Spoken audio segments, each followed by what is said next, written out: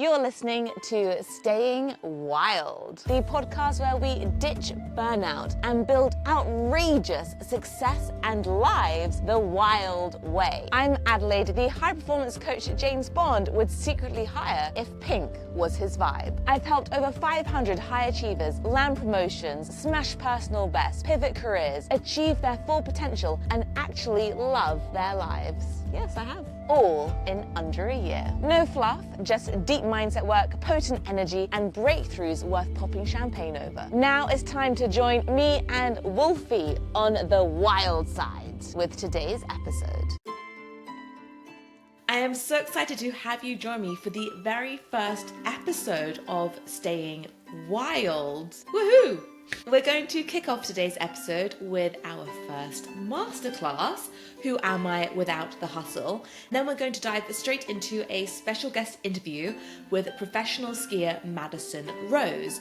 We talk about how to follow your wild, live a wild life, how to navigate hormones, and how to take our skiing to the next level. It was such a fangirl moment for me, and you're going to find out. So you've got that to look forward to in the second part of today's podcast. Enjoy! Hello and welcome to my very first masterclass. Who are you without the hustle? This is my co-host, my 2-year-old husky Wolfie. I've had to bribe her to be here with me. Let's just dive straight in. The propaganda my clients and I are unsubscribing from is that your self-worth is tied to your career, your level of success, the money you are earning. The other piece of propaganda we are unsubscribing from is that the harder you work, the more you hustle, the more you push yourself in your career, the more you sacrifice, the more successful and happier you will be. We don't want this. We're not keeping up with the Joneses anymore. We are in our own lane in life. I find with my clients and from those I meet in all walks of life, like on a chairlift skiing, is we suddenly have this awakening where we realize that we have been spinning on this hamster wheel, stuck in autopilot. Maybe it's a gradual awakening, or it can be as if we have just been hit by a bus. Oh my God, what am I doing with my life? I actually don't like my career. Or actually, I really enjoy my career, but it's now got to a point where I either have to quit, go on sick leave. Is there even a third option? It can be scary because our job quite often is our identity. When we're asking ourselves these questions, who am I without the hustle? Who am I without this job? It can almost seem as if a chasm has opened because so much of who we are is defined by what we do. Often you see this in conversation. I always find it so interesting. You can tell where people's identities and priorities lie, how much of our value in society is placed on how much we earn, what we do in our career, when the first question you can be asked is, what do you do? This is what we want to start unsubscribing from, is society's guidelines or rule book for how we should live our life. The world is sold to us so black and white. This is a good feeling, this is a bad feeling, this is a good thing to want, this is a bad thing to want. But that is not the case at all. The world is full of colourful rainbows, and we're looking at what is going to serve me, what isn't going to serve me, what is aligned for me, what isn't aligned. These are the questions we want to start asking ourselves, guiding and leading ourselves through our life. This is all about staying wild, is listening to this intuition, listening to our inner wild, and creating our wild life, which is creating a life of success, a life we love, all on our own terms. So it is aligned. I have clients coming to me saying that I think I'm the crazy one because their external environment has persuaded them that they are the crazy one. They are the one who has failed, who aren't good enough, who are too emotional, too empathetic to lead. Maybe they suddenly realize they hate their job, but now they feel so much shame around that because they actually have a really successful job. This is what we want to start to unpick. I want this podcast to be a place where you can come home to yourself, to tune into yourself, feel safe. One of the big questions we're asking here is, who am I? What do I want? What is my wild saying? How can I follow that? It can feel quite unsafe to do so because we are stepping into the unknown. It's so important that we start to ask these questions, to start to take that aligned action. I have clients coming to me saying that I have failed. My wife is so much more successful than I am. I'm in a job that I hate. I'm earning £40,000 a year. This sucks, but there's always a duality to this. I know I'm capable of so much more. I know that I'm enough, but at the same time, I don't think I am. I don't believe I'm good enough or deserving to have the career of my dreams, or I don't have the skills to do so. Or it could be that I think I am crazy, but at the same time, I don't think I am, but this is what I am being told day in, day out from my CEO. So actually, maybe I am. Maybe I am the bad leader. Often we have this voice inside of us saying, you know what, you probably aren't good enough. You probably are a bad leader. Or you know what, your career is shit, you have failed. When we have society telling us we should be a certain way, we have other people gaslighting us, we can start to lean into and believe in these shadow parts of ourselves that are whispering. And that's why I want us to start to understand, where are they coming from? How do they appear and manifest in our lives? How can we start to change this? If we do hate our job and we choose to quit, that we don't feel shame that now we're earning less than our colleagues, friends, family, or that we don't have shame that losing that job is going to lose us status. We want to be solid in knowing who we are, to feel whole, to feel inner peace. That's what I really want us to look at today, is who am I without the hustle? Who am I without the job, without the career and the success? We want that too. Maybe you do, maybe you don't. That's what we're going to be finding out together. The first thing I want us to look at is the triangle of transformation. At the top of our triangle is the current results, is the stuckness. This is all Wolfie's like, fuck this. I know my worth. I know I'm this marvelous husky and I am enough by being. Dogs can teach us so much. For those listening to the podcast, she's just literally ran off. So we have our current results, and this can be the good stuff and it can be the not so good stuff. Today we're really looking at stuckness, which could be burning out, burnout, stuck in hustle culture, not feeling good enough, all these kind of things. In the right-hand corner of our triangle is the unconscious, conscious patterns, the being, the thoughts, the energy, the emotions, the feelings. Emotions are the sensations created in the body after a trigger. The feelings are how we identify those sensations. So if I jumped out at someone, they're going to have a reaction. How they identify that reaction is the feeling. Hope that makes sense. In the left-hand corner of our triangle, we have the doing, the action. It's the habits, the behaviors, and the strategies. The doing and the being creates the results. And the doing and the being also is interacting, because our thoughts, our energy, our feelings, that really activates and triggers our actions, which can be responses as well. When we think about who am I without the hustle, this is the top of our glacier. We can see the results, we can feel the results, but lying underneath what is reflected in this triangle, so I am now drawing an upside down triangle, is our identities, who we are. These tend to be I am statements. And this again can be helpful to us and unhelpful to us. I am an anxious person. I am someone with ADHD. I am a stressful person. I'm a confident person. I am a great leader. I am sexy. Above identities, we have beliefs. So this is what we believe about ourselves and the world. Beliefs are interesting and can be quite tricky to spot because they are often presented as fact or truth. It can be cause and effect. So I believe if I present in a meeting, people will discover I'm not good enough. I will fuck up. An identity could be I am not very good in meetings. So they are interlinked. Beliefs can be fact and truth that we just accept. We can accept these from other people as well, especially those in higher positions than us, or those who we're told in society we should just take as what they say is truth. So for example, you cannot recover from chronic fatigue syndrome. That is a belief. It is not a fact. I get to choose to believe whether that was true or not, and I decided to believe that wasn't true. Our results are a combination of being, so how we show up in the world, how we act in the world, and these are a reflection of who we are and what do we believe about ourselves and the world. Our being and doing is driven on autopilot by those identities and beliefs. We want to start thinking, is what I believe true? Do I still want to believe that? It is up to you. I remember, gosh, this was a decade ago now, that I was training to become a performance coach. My teacher said to me, Adelaide, do you want to believe change is easy or hard?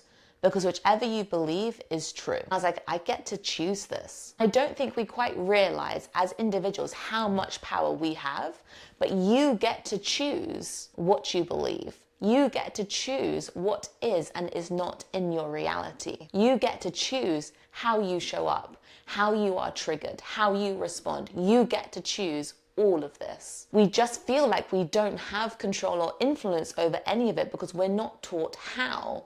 And we are taught that we should just accept that this is how life is. This is why we have so many different people coming on the podcast to show you how, as individuals, we get freedom of choice to choose how we show up, how we create our life. I would like you to take a moment now just to look back on the last 6 months, think about how your way of being, how you showed up in the world with your energy, your feelings, your emotions, your thoughts influenced your actions and how that influenced your results.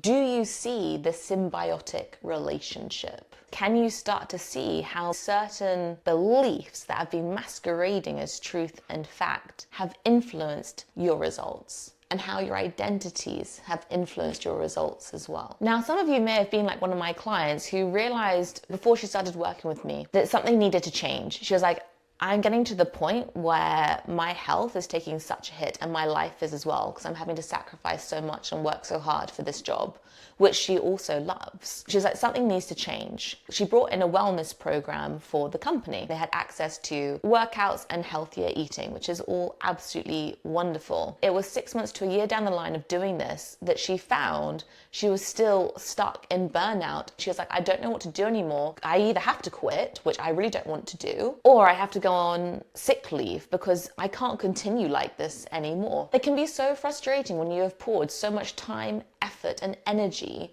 into new habits, but to find that maybe in 6 months' time or in a month's time, you're still exactly where you are. Or maybe you poured so much time, effort, and energy into installing a new habit, and it was just so painful to do. Like, you're always in this tug of war.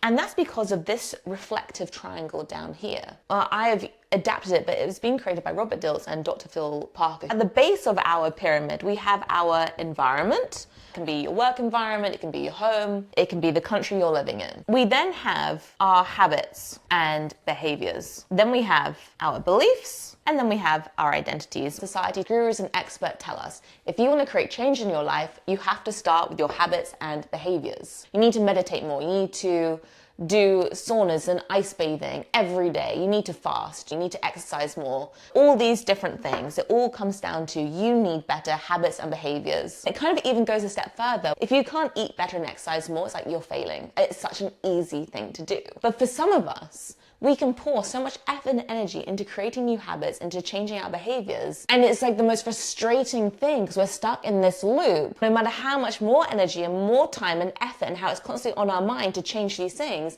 we're still stuck in the same place. We're still this hamster spinning on this fucking wheel. And that's because you have not addressed identities and your beliefs, because these drive the habits and behaviors. With clients, I don't start at habits and behaviors. I start with their beliefs and their identities. And this is where you need to start as well. You need to start asking yourself, what do I want to believe that is going to serve me in getting the results I want? Who do I need to identify as? These are big questions, and it can be scary to hold up this mirror to ourselves. It can be very confronting, but it is the most vital thing you can do. Your beliefs and your identities are created in our childhood. They are created to keep us safe. But when we become an adult, they can start self-sabotaging us. This is where you really need to start creating change, is examining, what do I believe? Do I believe that I have to hustle hard to be successful? Do I believe that my self-worth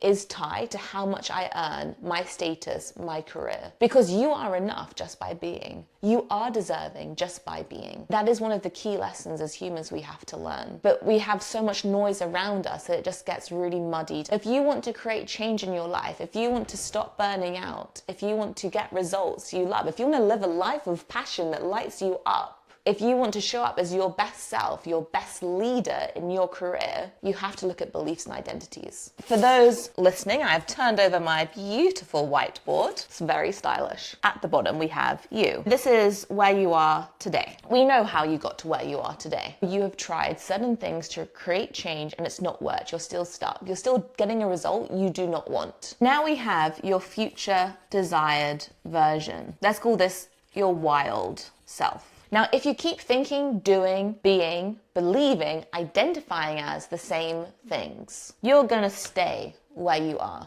If you're creating change, that's amazing. Just think, how could I make it easier and faster? The way your brain works, change can happen very quickly, but it can also happen over a period of time. I've experienced both extremes where it's taken me a long time to create change. Although my coach was like, Adelaide, do you want stuff to happen on Adelaide's time, which is like crazy quick time? The hormone thing, although I went from severe depression, which I spoke about in episode 1, to now here living my best life. It's actually quite crazy because I was skiing in Strin yesterday. This time last year, I was at Strin skiing. I had to stop because I was crying because my friend sat next to my other friend on the chairlift. And at the time I was like, this is ridiculous. There's 3 of us.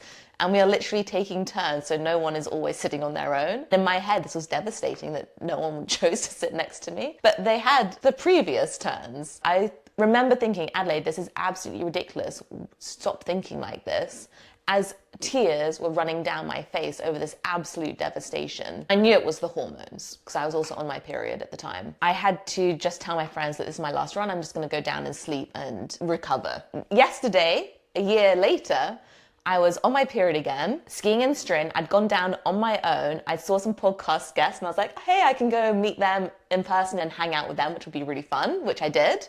And I skied all day. Sometimes I was on my own, sometimes I was with friends, sometimes I met people on the chairlift. I just had the best time. So it's quite incredible to think it's a whole year later I created this massive transformation. At the same time, I recovered from the chronic fatigue syndrome in 3 days, going from bedridden to CrossFit. The brain transformation can happen much more quickly and easily than you believe. So if you are creating change, just think, how can I make that change more enjoyable, easier, faster? If you are stuck being like, I just need something to shift, I want you to think, how can you get from where you are today to this future desired version where you're getting different results that are better for you? What one belief do you need to change? What one identity do you need to change and transform? What one thought? What one energy shift? Maybe you wake up and you go straight into survival mode because you're looking at your phone. You're already worried about all the meetings and Maybe the one thing you do in the morning is take 5 minutes to breathe, to tune in, to calm your body, and then step into the chaos, but from a grounded and rooted position. I really want you to think, what one thing can I do differently to step into this wild self today? I really hope this masterclass has helped you create a shift and gained clarity around how do I get unstuck. Any questions, any thoughts, send me a DM on Instagram, LinkedIn, or send me an email. All the links are in the show notes below. Hello, Madison Rose. I am so psyched to have you on the Staying Wild podcast. I've been following you for a while, and then I saw you skiing in Lofoten, which is when I dropped into your DMs as like a big fangirl moment. It is such a pleasure to welcome you. Hello. Yes, thank you. I appreciate that. I'm stoked to be on your podcast, and yeah, I'm excited to get right into it. Excellent. Being a female skier who just started skiing mainly 3 years ago and really started with off-piste skiing, I am fascinated by your whole journey. I've seen your Instagram. You ski crazy stuff. I'm so intrigued. Like, how did you go from the beginning, the origin story, I guess, to where you are today in your skiing? Sorry. That's a great question. I'll try to keep it kind of short, but I grew up a ski racer, an alpine ski racer, in kind of the hills of the Midwest in the United States. And after a little bit of time there, I was needed to just like spread my wings a little bit and kind of move to bigger mountains. So my family and I and my mom, dad, and sister, we all moved to Salt Lake City, so in Utah, so kind of west. Moved out west. I continued ski racing for a long time. I ski raced Division I in college. And then Utah is a beautiful place with awesome mountains. And I was just so hooked on powder skiing and got really into backcountry skiing and really just wanted to like expand and grow in that way. And then I kind of figured it would be really hard to make a living being a ski racer. And I was like, all right, I feel like this is a good move for me. So I started kind of big mountain skiing, working with photographers and filmers. And now I currently live in Jackson Hole, Wyoming, which is an amazing place. The mountains are insane here. So you really are kind of put to the test in terms of like the terrain and the snow conditions, and it kind of has it all here. So kind of just progressed into big mountain skiing even more, as well as like free ride mountaineering is what we've been calling it, which is a lot of like ski mountaineering, so backcountry skiing. And then you have the mountaineering aspect where you could be ice climbing or climbing, and then free ride on the downhill, which is just like, sending it and having fun. So yeah, that's kind of my progression as a skier. I feel lucky enough to have been able to have that ski racing background since I was like 5 years old, which I think has helped me in big ways for what I do now. But yeah, that was my journey so far. And how did you start to get into the mountains? Like, were your friends doing it? Were there like clubs you joined? Was your family into it? How did you make that transition?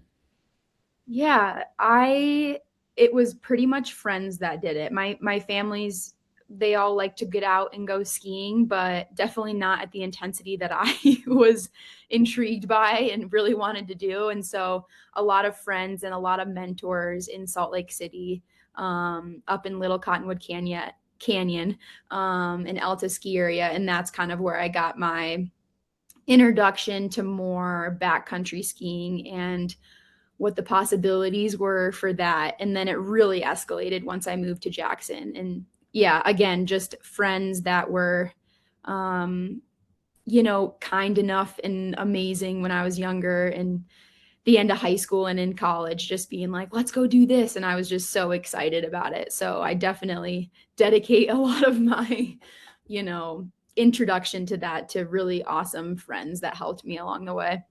Yeah, awesome. And is that how you also were able to upskill yourself? So to learn about avalanches, and you mentioned ice climbing, so like learning about um my language isn't very technical, but rope stuff. Yeah, totally. Yeah, a little bit of that, but also I have gone through what we have here in the States is like the AMGA, so like guiding. I've taken courses. I really wanted to like just have a good fundamental of being a really good partner. At first, that was kind of my goal. I want to be the best partner I can be in the mountains. But also I want to be a good leader too, because you're not always going to be the one with the least amount of knowledge. I was like, I want to know as much as I can. So I've kind of gone through a little bit of the guiding route as well, primarily so that I just have a good understanding about like avalanches and safety and all of these different components.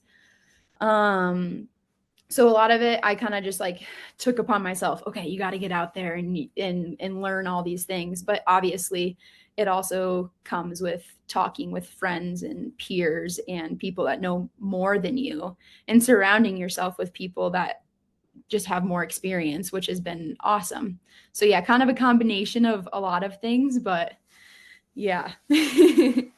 Yeah, I really admire that because I started this season. I was like, okay, a bit like you. I was like, I want to know more so I'm not reliant on like putting my life in the hands of other people. And I wanted to be involved in the avalanche and all those discussions. So I've been slowly upskilling in those areas as well. So that's really cool. You went down the guide route. Totally. And I think what I try to do every season is like I try to do one continuing education course a season, whether that's like a wilderness first responder or you have all these different avalanche courses or guiding courses, and I try to do one a season, and because I think just taking it off slowly is awesome, and it leaves enough room to ski the rest of the season. You're not cranking them all out in one season, but I think it's really important just to get out there and be kind of in a formal setting, and learn from people that just have a lot of experience. Love that. And I'm really curious about two things. How did you start? Because you're talking about like big mountain skiing and steep skiing. Is that correct? How did Mm-hmm. you go from, was that just a gradual build up of getting there? If the question makes sense. Like how did you go from like alpine and ski racing to then those the big stuff? That's a good question. Um, I love skiing fast. I love skiing hard. And it just felt super natural to go from ski racing to free skiing and just pushing myself in that way. I think I've always been honestly a better free skier than ski racer. That's why I kind of shifted more to free skiing and free ride. And then, yeah, I would say it was more of a gradual, steps and continuing taking steps to more technical terrain. But what I really, appreciate and lean on was all of the experience of skiing that I've had since childhood. You can just lean on the fundamentals, your technique in steeper, more consequential terrain. And you know, I've always been someone it's hard for me to rest. So like when the option to go skiing is there, I'm sure you're like this too, but I'm like, oh, I need to go, ski as much as possible. And I think that's what ended up kind of getting me into the ski industry, was that I was just like, I'm going to be out there every single day, bell to bell at the resort, just smashing whatever it is, like bump skiing, groomer skiing, powder skiing, hitting cliffs. I just like it was so in love with it, and I feel lucky I'm still very in love with what I do. And so it's just fun, and if you can keep it fun, then that's the most important thing. I love that you mentioned fun because that's what really drew me actually to your account was your Oh, personality because your reels are hilarious. Like you just come across as your true authentic self, but you're just having so much fun because often ski reels can be all about the skiing, which is I love, but also can be I want to know the person. And when I found yours, I was like, this girl is awesome. Like she's so badass. Have you always just been able to show up as your authentic self and have fun with your content? I appreciate that so much, first of all. So thank you. And that's a really good question. I think I try to present as having fun because I think that's the most important thing. But I think everyone kind of knows that Instagram is kind of just the highlights and the good. And we show a lot of that and probably show a lot less of like the harder times. And so to answer your question, I really enjoy making content, and I enjoy um, films and in skiing, obviously, but there's also really hard times too, whether it's in the mountains or it's at home when you're feeling really low, or it's these things that have shaped who you are as a person, but were really difficult to overcome and get through. And yeah, I've gone through some, I'm like everyone else in the world, have gone through a lot of lows as well. Um, which I'm happy to get into if you want to get into it. But I think on at least on social media, for me, it's like, yes, the skiing is so fun, but it's the people that you're around and who you're surrounded by and the environment that you're in and how fun that can be and the dynamic there, which is, it's always better when you're surrounded by your friends. And I feel lucky to have such outstanding friends. Oh, that's awesome. And I think that that's so true. Like, a lot of my clients, what we work with is they can get stuck in these office environments that doesn't necessarily serve them. So as you've just highlighted, it's about putting yourself in those environments where you can really thrive. And that's what we work to do. So that's so important. Some of the lows I'm guessing is connected to PMDD. Totally. That's definitely a big I don't want to say issue, but more of a monthly obstacle that I have to navigate myself as well as like my partners. Um, I've been off of birth control for like a year, just trying to, I really wanted to know, okay, who's Madison without these hormones in me with birth control? And sure enough, I thought the swings were going to be like totally chill. Yeah, it's not the case. I definitely struggle with, symptoms with PMDD. And that definitely affects me in the mountains a lot, whether it's like fatigue when we're going for super long days in the mountains. But honestly, a big one is my like relationship with fear during like right before I'm supposed to start my period. I think of it as kind of like a water bottle or a glass of water. Like my tolerance is way lower for fear. Like once I fill up the certain amount of fear capacity, it's like I'm tapped out, and it's a lot less. I can experience a lot less of that during certain times of the month.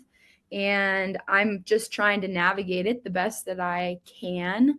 But obviously, there's not a lot of women's studies out there that, there just hasn't been that many resources. So it's a bit tricky. So I try to go to a couple naturopathic, acupuncture, some of these things that I have found to be helpful for me, as well as kind of just like figuring out how to communicate with my partners and myself of when, hey, this isn't worth it for me today. I feel maxed out on adrenaline. I feel maxed out on fear today. And then kind of shifting the mindset and going from there and really listening to myself. And I think that's super hard as a, competitive athlete my entire life. You always are kind of like, the only thing is that like you got to keep pushing and you got to keep trying hard. And I love that. But I think there's a certain point that I'm obviously learning as I'm getting a little bit older. It's like you can't push past everything because it's not healthy. And you need to really listen to yourself and your body and your intuition as a woman. Oh my gosh, your intuition's so strong and powerful. So yeah, it's been an interesting and cool journey, but hard. I can relate to the difficulties. Like it's being crazy. It's funny you mentioned the fear capacity, and that like you're always pushing through because I literally had this conversation in the mountains with my girlfriends 1 or 2 weeks ago. And I work with a psychologist who helped me with the dealing, like managing the PMDD. And I messaged her being like, is this normal? Because I was doing this route called Panoraka, and it's just to the top of a mountain, and it was basically flat, apart from one tiny section you had to boot up. And I booted up to the top, and I was like swearing all along the way. I was on my own with my dog, and I literally got to the rock at the top, and I was like, I'm done. A bit like what you're saying. I was like, well, let's just lie here and pretend nothing, like I'm not actually here. Because it was that, but as you said, a week ago, I did a crazy, very airy mountain up and down, no problem at all. I It's, totally agree. it's It's pretty frustrating because you're like, why won't my body do this? Like, why is my mind freaking out right now? And it's so real. yeah, and it's just, it's all, yeah, it's just very strange how you can go, as you said, going from being absolutely like tackling the crazy stuff, then you're hyped, you're energized, and then like the following week is like, ah, actually, I just need something like so mellow. You're basically skiing something flat. Totally. I totally agree. Sometimes you got to know when it's like, oh, like for luckily here in Jackson we have a ski resort and we can go ride chairlifts and ski down, and that to me feels like zero hazard. So I'm like, cool, that's maybe what I'll do during this time for whatever 4 days. Mm, But sometimes it's not. Like the hard part is sometimes that's not, at least in my profession, you can't, like, to line up weather and snow conditions and avalanche conditions. And then on top of that, my like cycle, it's incredibly hard. You can't just, for me, it's really hard to manage that because you're trying to figure out how to make it work. And some days you have to go out and maybe be in exposed terrain because that's the only window you have to get out into the mountains. And for me, like film for our YouTube series or for a movie. And so in that way, it becomes hard and trying to, manage those fear responses or the fatigue during that time, I think is difficult when it's kind of necessary to go out there and do the thing. So Mm. And have you found anything that really works for you to help you manage that fear response and the fatigue? fatigue, less so. I think I just have to deal with it and be okay with, okay, maybe I'm a little bit slower today than my partners. Maybe I'm more tired. But definitely just trying to get as much rest on the physical side as possible. And then on the mental side, I think for me, I have to be really communicative with my partners. And my partners for what I do in my YouTube series is my buddy Jimmy Ryan. And a lot of our team is male. And so I have to be really communicative with them because they just they will never really understand. And so I have to be like, hey, I might need like a little more compassion right now. I know we're going to be in a high stress situation and I just need, maybe a couple more check-ins than normal, maybe more encouragement and just like a little love, I'm a lover. So I'm just like, oh, I just need a little more love today and understanding. And I think the way I've managed it mentally with my partners is just like communicating what's going on. I mean, they pretty much know exactly where I'm at in my cycle. And then breathing exercises, I think that's been pretty helpful for me.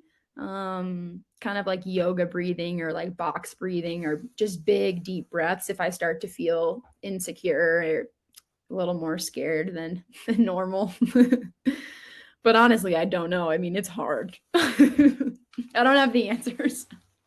Yeah, I find it's a bit of trial and error sometimes. And like you with the breathing, that's what I tend to fall back on is just taking in those deep breaths. Or if I as I found a flat spot, I just lay down just to do the breathing. Um, when you're in a good place in your cycle, do you ever Mm. feel, and you're doing like the couloirs and like the steep skiing, and you're in, as you said, that um the sketchy or the high pressure terrain. Do you do you get scared then, or are you so used to it, that exposure, that it's easier for you?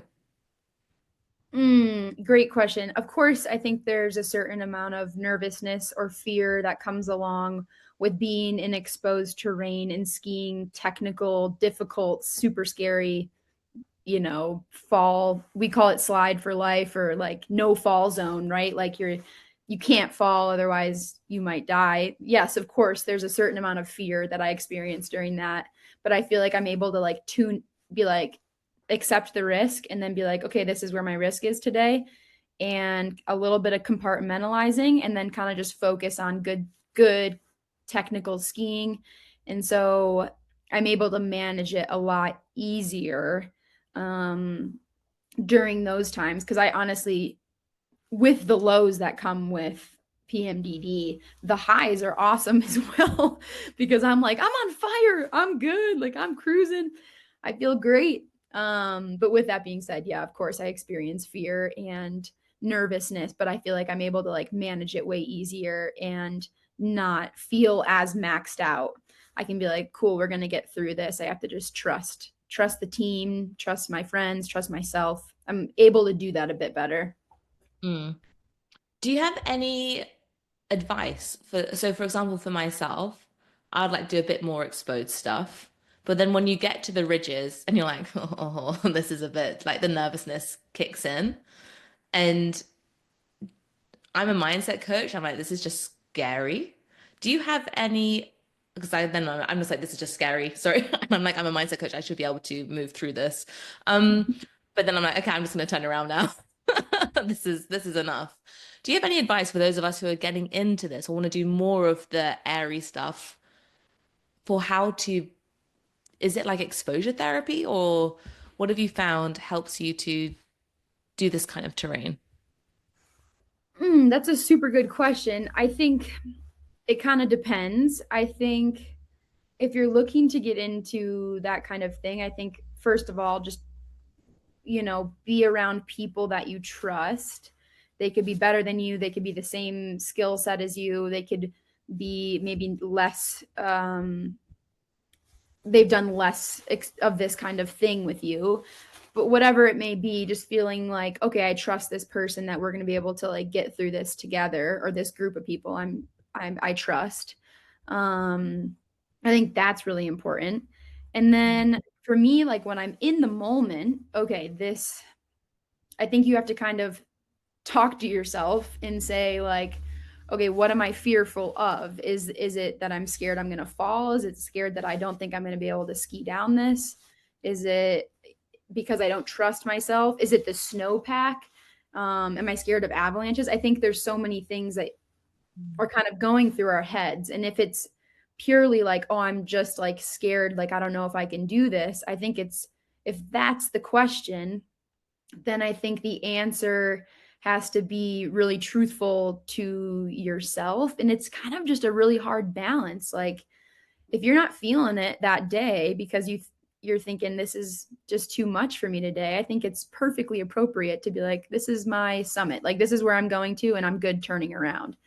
But I also think there's something really beautiful about pushing past a certain level of fear, or pushing past when you're tired and you're like, I'm so tired, I can't go any further. That's when you dig into this like deeper well that's inside of you. And once you kind of work past that, I think there's something really beautiful about overcoming and realizing, oh, I'm proud of myself. Like I just went through something that was super difficult for me and I made it and I'm okay. But I think it's definitely a balance of figuring out where is the fear coming from, and then managing it and understanding it in the moment. And it's hard to do because you're making quick decisions in the mountains, right? And so it is a little difficult, but getting out there, I guess exposure therapy is something that I don't totally know the definition of, or I think it's just like going out and doing things that are challenging and then being able to do it more, you know, when the time comes. So yes, I think putting yourself in challenging but safe could be a combination that works, whether like rock climbing. I love rock climbing. So maybe going to the climbing gym and like pushing yourself, it's a safe environment, that if you fall lead climbing that you're not going to die, you're on a rope. So things like this, it could be like exposure therapy, I'm guessing. And it's definitely what I do. But the more time you kind of spend in somewhat safe, nothing's really truly safe, there's always a risk of getting injured or hurt or whatever. But yeah, I think just getting out there and being in environments that are maybe just a little more uncomfortable than the last time that you went out, and then being like, oh, okay, like I did that and I was safe and I achieved this kind of milestone. But on the other side of that, I'm not here saying like everyone should just push super hard and don't listen to yourself. And that's not what I'm saying. I think there's a balance that everyone has, a certain risk tolerance. And I think that's a beautiful thing, because if we all had the same, then it would be really crazy out there in the world. But yeah, I mean, does that answer the question a little bit? Yeah, 100%. That was so insightful, because also you made me realize that maybe I need to be more patient with myself with the level of comfort. And as you said, like you just maybe I get to a quarter of the ridge one season, and then maybe the following season, and I thought actually, going to the climbing room, getting used to those kind of similar environments, but also different, but as you said, safe. That's so great, because then you can come back and maybe I make it like halfway across. So I love that. Yeah, and I think the climbing gym is just an easy and fun example. It's a little harder when you're in the backcountry because you're dealing with more variables, right? But I mean, I think another thing just to add is like we see things online, or you see someone like me or whatever, oh, she's doing such crazy or sketchy or whatever stuff. But I think it's important to remember that we all kind of went through these milestones or these chapters where we all started somewhere, and it doesn't need to be 0 to 100. Like, been doing this, I've been, ski mountaineering, and I've been skiing my whole life. So I lean on all these years of experience and training. And you know, I think it's important to remember that everyone has their own journey. And so comparing yourself to other people, though sometimes it can be competitive in a good way, can also be not beneficial, because comparison is just kind of I don't know how to call it, but I want to say comparison just will always leave you feeling unsatisfied. I 100% agree. And I'm really grateful for that reminder as well, because as you said, it's so easy to compare yourself to other people and then beat yourself up and not be satisfied. When actually, if you didn't do the comparison, you'd be like, oh my God, this is my achievement today and I should be proud of it. So I love that insight. That's really great. Totally. Just be proud of yourself for what you do. Yeah. And one of the things that comes across really clearly on your Instagram and also from the conversation we've now been having is that you really just follow your joy. And part of the Staying Wild podcast is really understanding and giving my listeners insights and strategies into how we can follow the joy, follow our intuition, and follow our true, authentic, I call it wild self. How have you been able to do that so well, do you think? I think it kind of starts with, you know, for me, it started with friends. When I was ready to kind of be my full authentic self, I think it took a little while. It wasn't until like after college where I kind of figured out that I wasn't maybe being super true to myself, and I was people pleasing a lot and trying to make other people feel good and just be like this energizer bunny that people kind of expected of me. Mm. And I kind of had a turning point when I was 22. And so 5 or 4 years, wait, how old am I? 5 years ago. And we had like the COVID pandemic and all of these things that happened. And I just found a group of friends here where I live in Jackson Hole that I felt like I was ready to just be my true authentic self. And that was really helpful, because then I could just be weird and be me. And I was like, oh, these people accept me. And I think that's really important, right? Like finding people that accept you for who you are. And then you're able to just kind of show up wherever you're at and whoever you are, with all the ups and downs. And finding people like that, I think, was the biggest kind of game changer for me.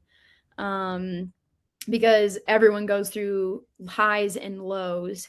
And if you find a group of people that are down, and everyone deserves that, I think that's an important thing. You have to remember, I deserve great friends that treat me with love and respect and acceptance, and opening yourself up to the universe so that happens, I think, is something that took a while to figure out and a little while to cultivate.